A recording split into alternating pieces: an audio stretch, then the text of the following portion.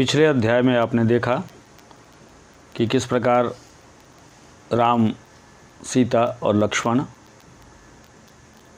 One को निकल चुके हैं। उनके विदा होने के 6 दिनों के बाद ही राजा दशरथ की मृत्यु हो गई और घुड़सवार को भेज दिया गया है भरत और शत्रुघ्न को लाने के लिए कैकेयी राज से। आइए आगे की घटनाओं पर नज़र डालते हैं, जिसका शीर्षक है चित्रकूट में भरत। भरत कैकेयी राज में थे, अपनी ननिहाल में, अयोध्या की घटनाओं से सर्वथा अनभिज्ञ, लेकिन वे चिंतित थे। उन्होंने एक सपना देखा था, पर उसका अर्थ पूरी तरह नहीं समझ पा रहे थे। संगी साथियों के साथ बातचीत में उन्होंने कहा, मैं नहीं जानता कि उसका क्या अर्थ है, पर सपने से मुझे डर लगने लगा है। मैंने देखा कि समुद्र सूख गया, चंद्रमा धरती पर गिर पड़े, वृक्ष सूख गए, एक राक्षसी पिता को खींच कर ले जा रही है। वे रथ पर बैठे हैं, रथ गधे खींच रहे हैं। जिस समय भरत मित्रों को अपना सपना सुना रहे थे, ठीक उसी समय अयोध्या से घुड़सवार दूत वहाँ पहुँचे। घुड़सवारों ने छोटा रास्ता चुना था जल्दी पहुँचने के लिए। भरत को संदेश मिला, वे तत्काल अयोध्या जाने के लिए तैयार हो गए। ननिहाल में भरत का मन नहीं लग रहा था, उचट गया था। वे अयोध्या पहुँचने को उतावले थे। कैकेयी राज ने भरत को विदा किया 100 रथों और सेना के साथ। उन्हें घुड़सवारों से अधिक समय लगा, लंबा रास्ता पकड़ना पड़ा। सेना और रथ खेतों से होकर नहीं जा सकते थे। वे 8 दिन बाद अयोध्या पहुँचे, नदी पर्वत लांघते, थके हुए और चिंतित। भरत ने अयोध्या नगरी को दूर से देखा। नगर उन्हें सामान्य नहीं लगा, बदला बदला सा था। अनिष्ट की आशंका उनके मन में गहरी हो गई। यह मेरी अयोध्या नहीं है, क्या हो गया इसे? उन्होंने पूछा। सड़कें सुनी हैं, बाग बगीचे उदास हैं, सब लोग कहाँ गए? वह तुमुल नाद कहाँ है? पक्षी भी कलरव नहीं कर रहे हैं, इतनी चुप्पी क्यों? किसी ने भरत के प्रश्नों का उत्तर नहीं दिया। नगर पहुंचते ही भरत सीधे राजभवन गए, महाराजा दशरथ के प्रासाद की ओर। महाराज वहाँ नहीं थे। फिर वे कैकेयी के महल की ओर बढ़े।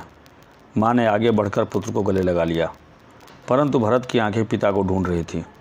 उन्होंने माँ से पूछा, पुत्र, तुम्हारे पिता चले गए हैं, वहाँ जहाँ एक दिन हम सबको जाना है। उनका निधन हो गया। भरत यह सुनते ही शोक में डूब गए, पछाड़ खाकर गिर पड़े, विलाप करने लगे। माँ कैकेयी ने उन्हें उठाया, ढांढस बंधाया, कहा, उठो पुत्र, यशस्वी कुमार शोक नहीं करते। तुम्हारा इस प्रकार दुखी होना उचित नहीं है, राजगुणों के विरुद्ध है, अपने को संभालो।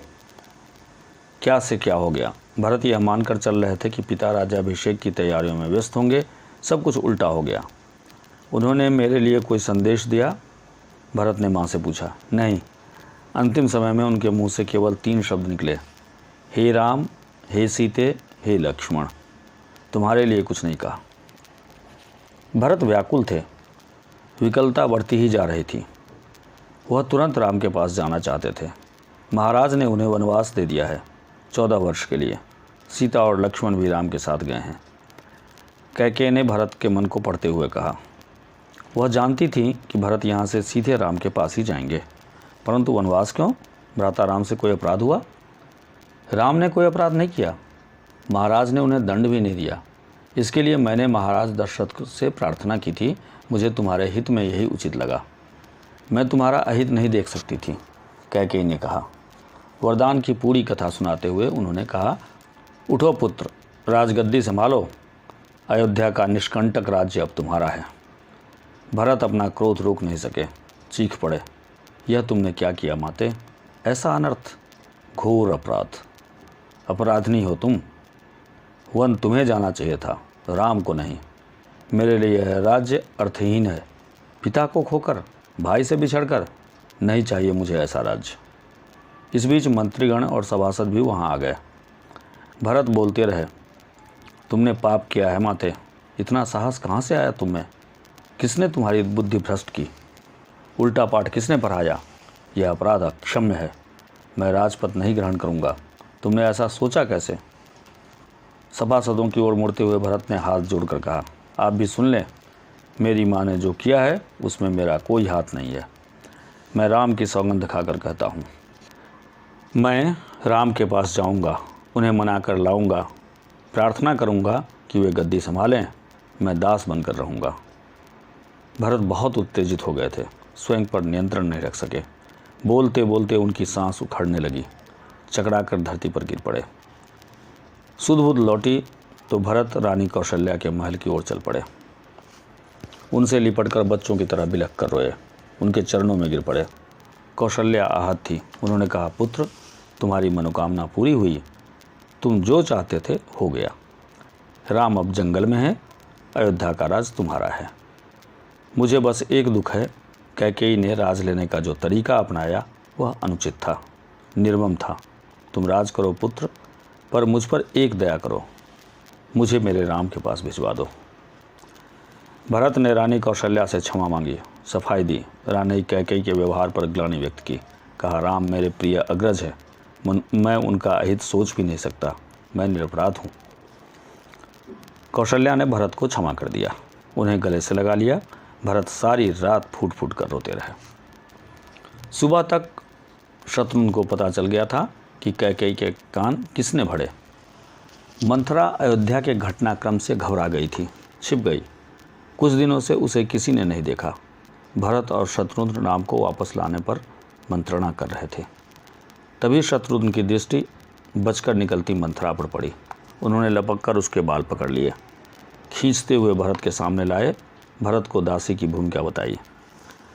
शत्रुघ्न उसे जान से मार देने पर उद्यत थे। भरत ने बीच बचाव किया। मुनि वशिष्ठ अयोध्या का राज सिंहासन रिक्त नहीं देखना चाहते थे। खाली सिंहासन के खतरों से वे परिचित थे। उन्होंने सभा बुलाई, भरत और शत्रुघ्न को आमंत्रित किया। भरत से कहा, वत्स, तुम राजकाज संभाल लो, पिता के निधन और बड़े भाई के वनगमन के बाद यही उचित है। भरत ने महर्षि का आग्रह अस्वीकार कर दिया। बोले, मुनिवर, यह राज्य राम का है, वही इसके अधिकारी हैं, मैं यह पाप नहीं कर सकता। हम सब वन जाएंगे और राम को वापस लाएंगे। वन जाने के लिए सभी तैयार थे। भरत ने सबके मन की बात कही थी। सबकी इच्छा थी कि राम अयोध्या लौट जाएं। अगली सुबह भरत सभी मंत्रियों और सभासदों के साथ वन के लिए चले। गुरु वशिष्ठ साथ थे, नगरवासी भी थे। अयोध्या की चतुरंगिनी सेना तो थी ही। राम तब तक गंगा पार कर चित्रकूट पहुंच गए थे। वहाँ एक आश्रम था, महर्षि भरद्वाज का, गंगा यमुना के संगम पर। राम आश्रम में नहीं रहना चाहते थे ताकि महर्षि को असुविधा न हो। महर्षि ने उन्हें एक पहाड़ी दिखाई, सुंदर स्थान, सुरम्य दृश्य, पर्णकुटी वहीं बनाई गई। भरत को सूचना मिल गई थी। वे चित्रकूट ही आ रहे थे, पूरे दलबल के साथ। सेना के चलने से आसमान धूल से अट गया, हर ओर कोलाहल। श्रृंगवेरपुर पहुँचे। निषाद राजगुह को सेना देखकर कुछ संदेह हुआ। कहीं राजमद में आकर भरत राम पर आक्रमण करने तो नहीं जा रहे हैं। सही स्थिति पता चली तो उन्होंने भरत की अगवानी की। गंगा पार करने के लिए देखते देखते 500 नावें जुटा दी। रास्ते में मुनि भारद्वाज का आश्रम पड़ा। उन्होंने भरत को राम का समाचार दिया। वह मार्ग दिखाया जिधर से राम गए, वह पहाड़ी दिखाई जहाँ राम ने पर्णकुटी बनाई।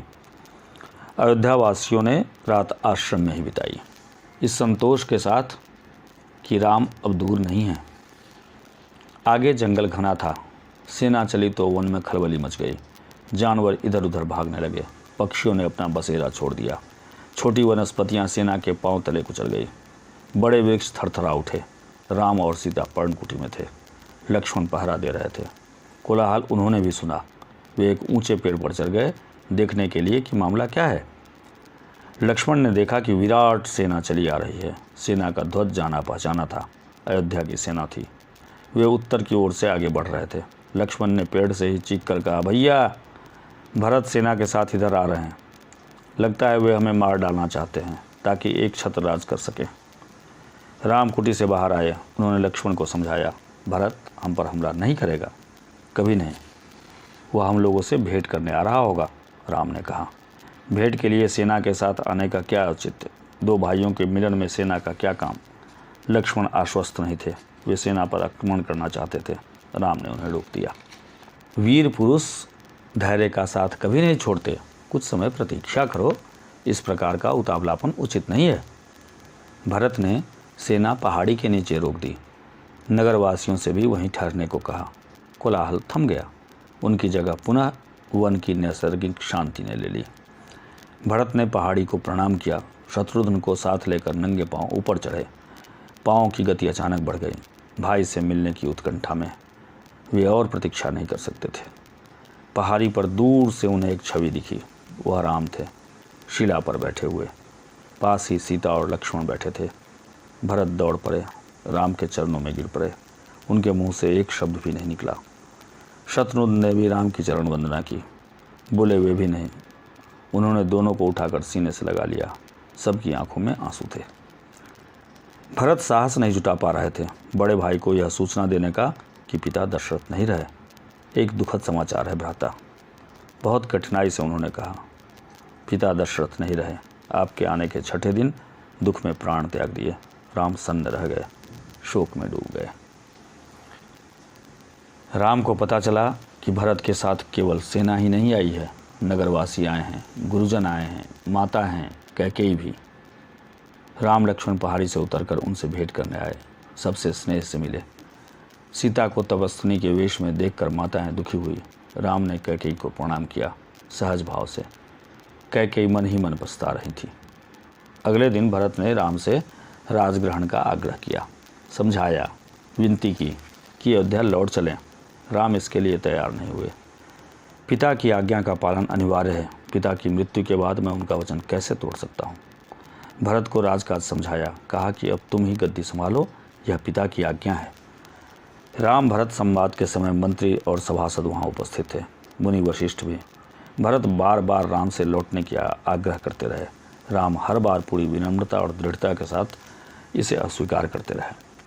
महर्षि वशिष्ठ ने कहा, राम, रघुकुल की परंपरा में राजा ज्येष्ठ पुत्र ही होता है। तुम्हें अयोध्या लौटकर अपना दायित्व निभाना चाहिए, इसी में कुल का मान है। राम ने बहुत संयत स्वर में कहा, चाहे चंद्रमा अपनी जगह छोड़ दे, सूर्य पानी की तरह ठंडा हो जाए, हिमालय शीतल न रहे, समुद्र की मर्यादा भंग हो जाए, परंतु मैं पिता की आज्ञा से विरत नहीं हो सकता। मैं उन्हीं की आज्ञा से वन आया हूँ, उन्हीं की आज्ञा से भरत को राजगद्दी संभालनी चाहिए। राम किसी तरह लौटने को तैयार नहीं हुए। भरत के चेहरे पर निराशा के भाव थे। वे विफल हो गए थे राम को मनाने में।